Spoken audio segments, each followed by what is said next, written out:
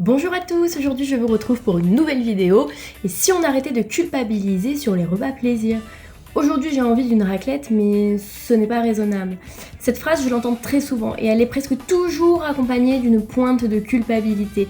Comme si le simple fait d'avoir envie d'un repas convivial était déjà une erreur nutritionnelle. La raclette est souvent classée dans la catégorie des repas interdits. Trop gras, trop riche, pas équilibré, associé à la prise de poids, etc., etc. Et surtout à cette idée qu'il faudra compenser après. Mais si cette vision était justement le problème, si l'envie de raclette n'était ni un manque de contrôle, ni un écart, mais plutôt un besoin normal, à la fois physiologique, émotionnel et social aussi. La raclette, ce n'est pas juste un plat. C'est un repas convivial, un moment de partage, de chaleur, de lien. Et ce contexte social est loin d'être anecdotique. Le plaisir alimentaire est reconnu comme un élément central d'une relation saine à l'alimentation. Sur le plan nutritionnel, une raclette n'est pas non plus un aliment isolé. C'est un repas complet. Des protéines via le fromage et parfois la charcuterie, des lipides, des glucides via les pommes de terre, et la possibilité d'y ajouter aussi des légumes si on le souhaite. Ce n'est donc pas un repas vide ou inutile, c'est un repas dense, rassasiant et structurant. Les envies alimentaires ne sortent jamais de nulle part. L'envie de raclette, elle peut être liée au froid, à un besoin accru d'énergie, à la fatigue, à un besoin de réconfort, ou simplement à l'envie de partager un moment chaleureux. En psychonutrition, c'est une chose essentielle. Plus un aliment est interdit mentalement, plus il devient obsessionnel.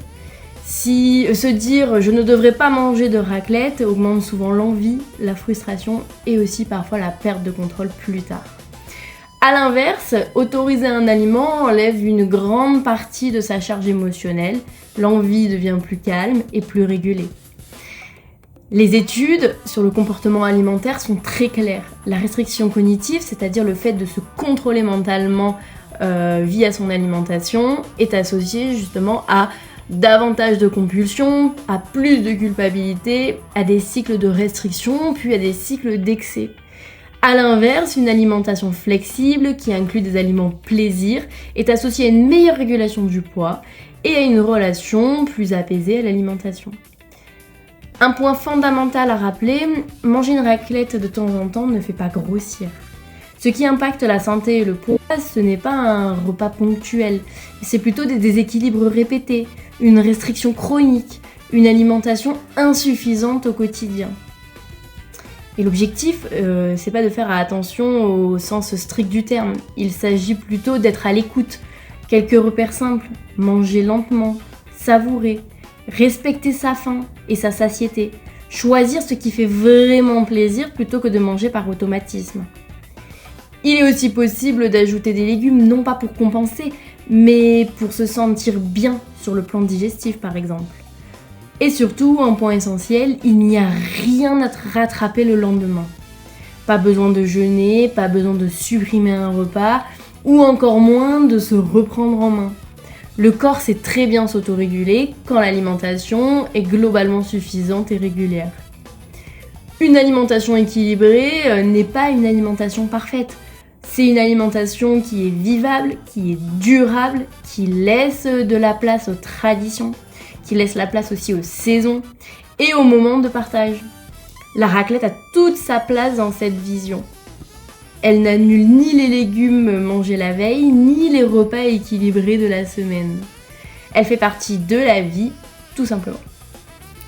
Pour conclure, vouloir manger une raclette n'est ni un manque de volonté, ni une erreur nutritionnelle. C'est une envie légitime, humaine et parfaitement compatible avec une alimentation équilibrée. Ce n'est pas la raclette qui pose problème, ce sont plutôt la culpabilité, la restriction et la peur de manger. Autoriser les repas plaisir, c'est souvent le premier pas vers une relation plus apaisée à l'alimentation. Et paradoxalement, plus d'équilibre. Et si tu te reconnais dans cette culpabilité, dans ces cercles de restrictions et d'excès, n'hésite pas à venir me voir en consultation.